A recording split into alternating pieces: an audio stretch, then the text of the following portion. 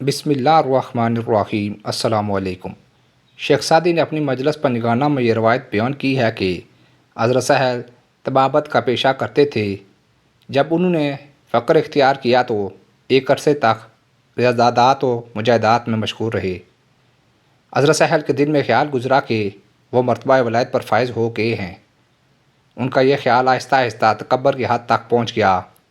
اللہ تعالیٰ کو اپنے خاص بندوں کا گمراہ ہونا پسند نہیں ہے۔ چنانچہ حضرت سہل کے دل سے ولایت کا زحام دور کرنے کے لیے ان کو الہام کیا گیا، تم خراسان جاؤ، وہاں کی ایک رئیس کی بیٹی جنون میں مبتلا ہے، اس کا علاج کرو۔ حضرت سہل یہ الہام ہوتے ہی خراسان کے لیے چل پڑے۔ خراسان پہنچ کر انہوں نے لوگوں سے اس رئیس کا پتہ دریافت کیا تو انہوں نے ایک عالیشان محل کی طرف اشارہ کیا۔ حضرت سہل محل کی طرف گئے تو دیکھا کہ وسیع و عریض قصر ہے، جس کے سامنے ایک دلکش باغ ہے اور اس میں کچھ آدمی کلگشت میں مصروف ہیں۔ حضرت سہل نے ان سے کہا کہ میں طبیب ہوں اور اس رئیس کی دیوانی بیٹی کا علاج کرنا چاہتا ہوں۔ اگر تم اس رئیس سے میرا تعارف کرا دو تو تمہارا احسان ہوگا۔ ان میں سے ایک شخص نے غور سے حضرت سہل کی طرف دیکھا اور کہا، میاں معلوم ہوتا ہے کہ تمہارا دماغ چل گیا ہے، آخر موت کو دعوت دینے میں کیا تک ہے؟ ذرا اس قصر کی دیوار سے اندر جھانک کر تو دیکھو۔ حضرت سہل نے اس دیوار کی پرلی طرف نظر ڈالی تو بیسیوں کٹے ہوئے سر نظر آئی۔ واپس آ کر ان لوگوں سے پوچھا کہ یہ کیا معاملہ ہے؟ انہوں نے کہا کہ تجھ سے پہلے کئی طبیب آئے، انہوں نے یہ دعویٰ کیا کہ وہ اس لڑکی کا علاج کریں گے۔ رئیس نے اس شرط پر اپنی بیٹی کا علاج کرنے کی اجازت دی کہ اگر علاج کامیاب نہ ہوا تو ان کا سر قلم کر دیا جائے گا۔ چنانچہ یہ کٹے ہوئے سر انہی طبیبوں کے ہیں جو اپنے تمام نسخے آزمانے کے باوجود علاج میں ناکام رہے۔ اگر تم بھی اپنا سر کٹوانا چاہتے ہو تو ہمیں تعارف کرانے میں کوئی عذر نہیں ہے۔ حضرت سہل نے کہا، مجھے سب کچھ منظور ہے، بس اس رئیس کے پاس مجھے لے چلو۔ چنانچہ وہ لوگ حضرت سہل کو قصر کے اندر لے گئے اور رئیس سے ان کا تعارف کرایا۔ رئیس اس وقت چند آدمیوں کے ساتھ گفتگو کر رہا تھا۔ اس نے حضرت سہل کو اشارہ کیا کہ بیٹھ جائیں۔ جب وہ آدمی چلے گئے تو رئیس حضرت سہل سے یوں مخاطب ہوا، یہاں آنے سے تمہاری کیا غرض ہے؟ حضرت سہل، میں نے سنا ہے کہ تمہاری ایک لڑکی ہے جو جنون کے عارضے میں مبتلا ہے، میں اس کے علاج کے لیے آیا ہوں۔ رئیس، پہلے میرے محل کی دیوار کے اندر تو نگاہ ڈالو۔ حضرت سہل، میں نے سب کچھ دیکھ لیا ہے۔ رئیس ان کا جواب سن کر بہت حیران ہوا اور سمجھا کہ یہ کوئی بڑا بلند پایا طبیب ہے جو پہلے طبیبوں کا حشر دیکھ کر بھی علاج پر تلا ہوا ہے۔ چنانچہ اس نے زنانہ خانے میں پیغام بھیجا کہ شہزادی کو تیار کرے، ایک طبیب اسے دیکھنے آیا ہے۔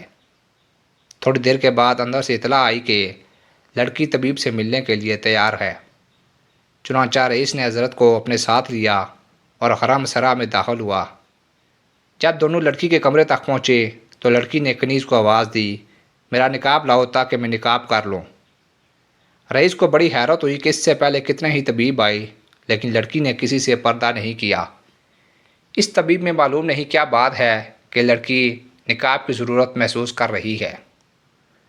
وہ اپنے خیالات کو ضبط نہ کر سکا اور لڑکی کے سامنے ان کا اظہار کر ہی دیا۔ لڑکی نے جواب دیا، وہ مرد نہیں تھے، مرد یہ ہے جو اب آیا۔ رئیس لڑکی کا جواب سن کر سٹ پٹا گیا، اس کی سمجھ میں کچھ بھی نہ آیا۔ حضرت سہل لڑکی کے قریب کی اور السلام علیکم کہا۔ رئیس زادی، وعلیکم السلام، ہے پسر خاص۔ حضرت سہل، تم نے کیسے سمجھا کہ میں پسر خاص ہوں؟ رئیس زادی، جس نے تم کو یہاں بھیجا اس نے مجھ کو بھی مطربہ کر دیا ہے۔ تمہیں اللہ نے ایسی نعمت سے نوازا ہے جس سے روح کو تسکین ملتی ہے، اسی وجہ سے میں خجالت محسوس کر رہی ہوں۔ رئیس یہ گفتگو سن کر عالم تخیر میں کھو گیا اور ساکت و سامت دیکھنے لگا کہ اب کیا ہوتا ہے۔ ادھر حضرت سہل سمجھ گئی کہ لڑکی کو جنون نہیں بلکہ کوئی اور شے ہے۔ انہوں نے قرآن حکیم کی ایک آیت پڑھی کہ شاید اس میں علاج ہو اور لڑکی کو سکون میں اثر ہو جائے۔ رئیس زادی نے جو ہی یہ آیت سنی غش کھا کر گر پڑی۔ تھوڑی دیر بعد جب ہوش میں آئی تو حضرت سہل نے اس سے مخاطب ہو کر کہا، تجھے سرزمین اسلام میں لے جاؤں۔ رئیس زادی، سرزمین اسلام میں کیا شے ہے جو یہاں نہیں ہے؟ حضرت صاحب نے کہا، ارض اسلام میں کعبہ معظم ہے۔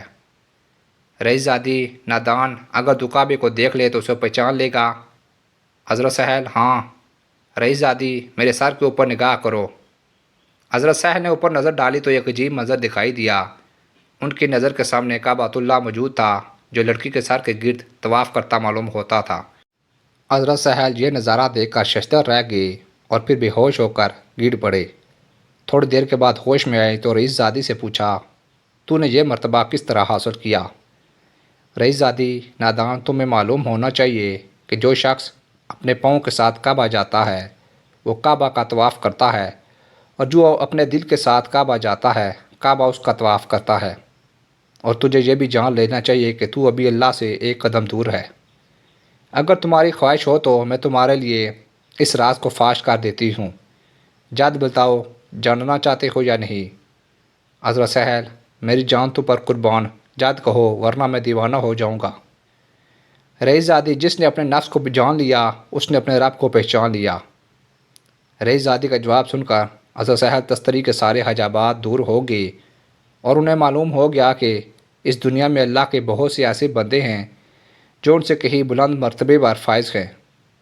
چنانچہ ان کے دل سے اپنی ولایت اور بڑائی کا خیال یکسر جاتا رہا۔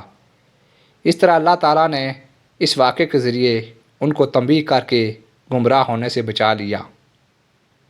بے شک اللہ والوں کی شان ہی نرالی اور انوکھی ہوتی ہے۔